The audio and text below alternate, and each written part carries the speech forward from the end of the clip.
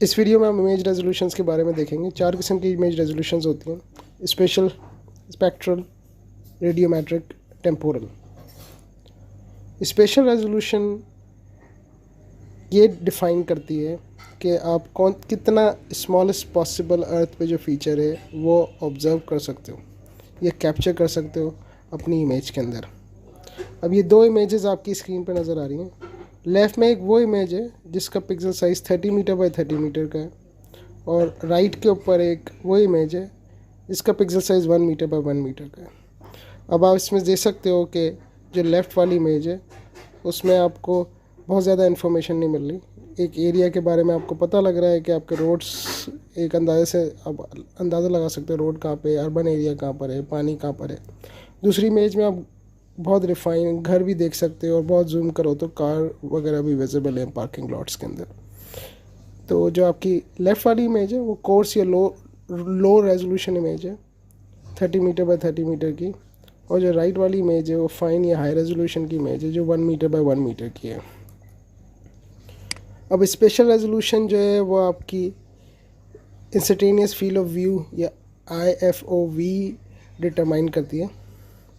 अब ये एक एग्जांपल है, जैसे एक जहाज़ आपके पास है, उसके ऊपर एक कैमरा लगा है और वो एक एरिया ऑब्ज़र्व कर रहा है B ग्राउंड के ऊपर। तो क्योंकि ये एक कोन बन रही होगी और उसका एंगल A बन रहा होगा, तो उस आपका वो एरिया जो आप सरफेस के ऊपर डिटरमाइन कर रहे हो, जब आप अपनी एंगुलर डिस्टेंस को मल्टीप्लाई करोगे आपकी C से, उसकी एल्टीट्यूड हाइट से, तो आपको वो रेजोल्यूशन मिल जाएगी जो B रेजोल्यूशन होगी, जो उस एरिया पे कवर कर रही होगी सेंसर्स की मैक्सिमम स्पेशल रेजोल्यूशन जो होगी।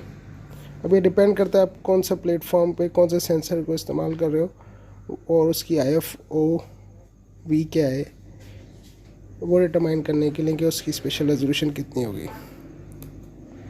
फिर आती है स्पेक्ट्रल रेजोल्यूशन। स्पेक्ट्रल रेजोल्यूशन जो है ना वो ये बताती है कि आप कितनी रिफाइन आप वेवलेंथ्स ऑब्ज़र्व कर सकते हो।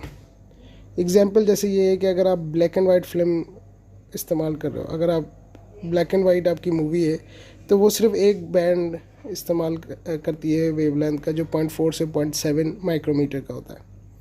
और अगर कलर फिल्म इस्तेमाल कर रहे हो तो उसमें आपको ब्लू, ग्रीन और रेड अलग अलग बैंड्स नज़र आते हैं, 3, 0.4 से 0.5, 0.5 से 0.6 और 0.6 से 0.7 माइक्रोमीटर।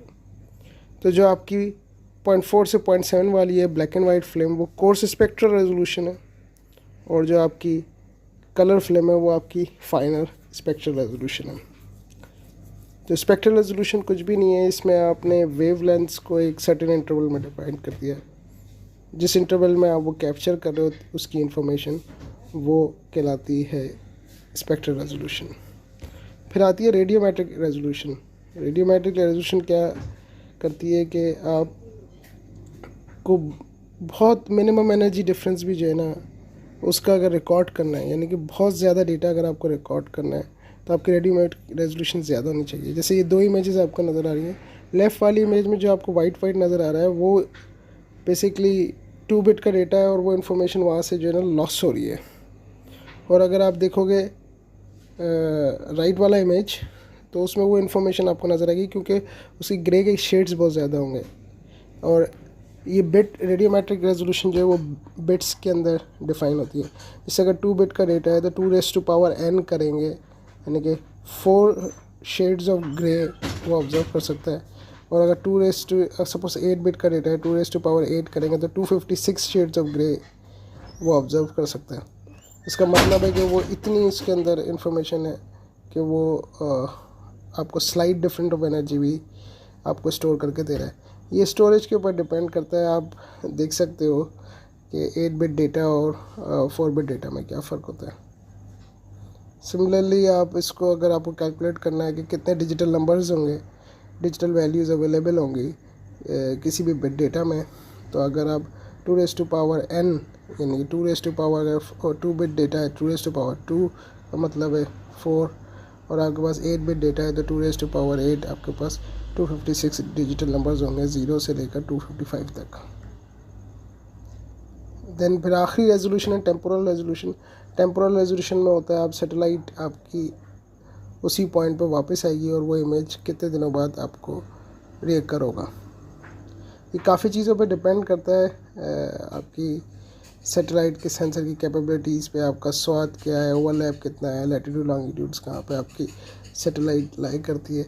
तो ये काफ़ी यानी कि डिपेंडेंट है उन चीज़ों पे। लेकिन जैसे अगर आप हाई टेम्पोरल रेजोल्यूशन इमेजेस आपको चाहिए, सपोज़ आप कोई फ्लड हर 12 घंटे बाद ऑब्जर्व करो तो आपको हाई टेम्पोरल रेजोल्यूशन वाली इमेजेस चाहिए होंगी। और अगर आप लॉन्ग टर्म वेजिटेशन चेंज कर रहे हो तो आप लैंडसेट इस्तेमाल कर सकते हो, 15 दिन की टेम्पोरल रेजोल्यूशन है, एंड सो फोर्थ।